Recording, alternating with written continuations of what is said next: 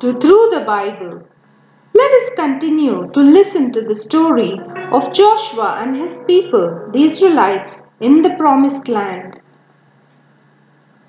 Today's story is titled The Altar of Witness. Joshua chapters 18 through 22. With Joshua as their leader, the Israelites had crossed the river Jordan and many of the towns and cities in the Promised Land. Living in that land that God had promised to his people were many nations and people who did not worship God and were known for their wicked ways. The Israelites, with God's help, captured much of the land, but there were still 7 tribes of Israel that had not yet captured the territory they had been allocated.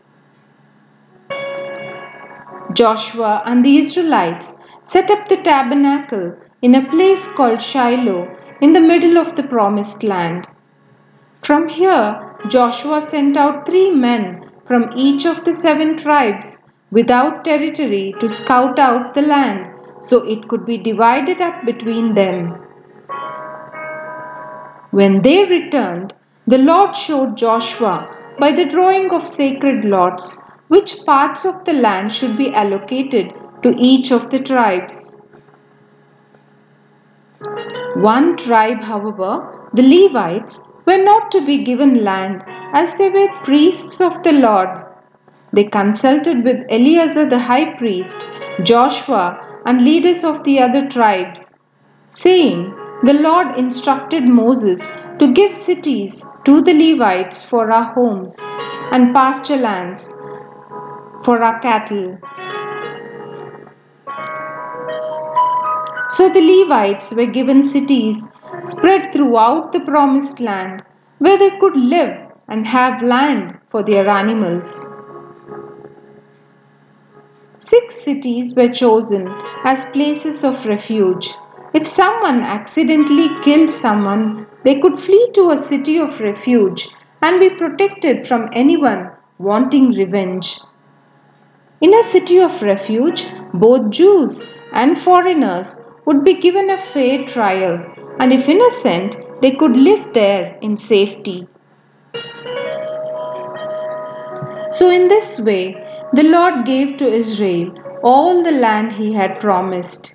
They conquered it and lived there. The Lord gave them peace, just as he had promised. The river Jordan ran north to south through the land. Moses had promised the land to the east of the river Jordan to the tribes of Reuben, Gad, and half of the tribe of Manasseh. The other half of the tribe of Manasseh had land to the west of the river Jordan. These tribes on the east had crossed the river Jordan to help the other tribes fight to gain their land. Joshua called together the troops from the tribes of Reuben, Gad, and Manasseh living east of the Jordan. "You have obeyed the Lord in every order I have given you," Joshua told them. "Even though the campaign has lasted a long time, you have not deserted the other tribes. Now go and live in the land Moses promised you on the east of the river Jordan, and continue to obey the Lord your God." The troops from these tribes headed for their lands. But before they crossed the river Jordan, they built a large monument in the shape of an altar on the west bank. When the tribes on the west of the river saw the altar, they were angry and feared the troops from the tribes to the east had set up a rival place of worship. Such was their fury, they were ready to go to war against their fellow Jews. Before attacking, they sent a delegation to the eastern tribes. It included Phinehas, the son of Eleazar, the high priest, and a representative of each of the tribes. "Why have you built an altar of rebellion against the Lord God?" they asked. "The one true altar of the Lord is at Shiloh, where the Lord lives among us all." "We have not built this altar in rebellion," the eastern tribes protested. "The river Jordan acts as a barrier between our tribes and yours. We wanted this monument to remind your children that we too worship the Lord God. The altar is not for burnt offerings or sacrifices, but a symbol of the relationship with God that both of us have.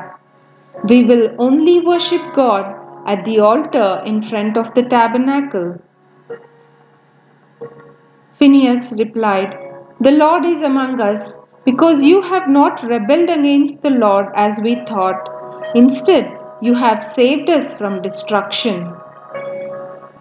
Phinehas and the delegation returned to the tribes on the west side of River Jordan and explained why the monument had been built.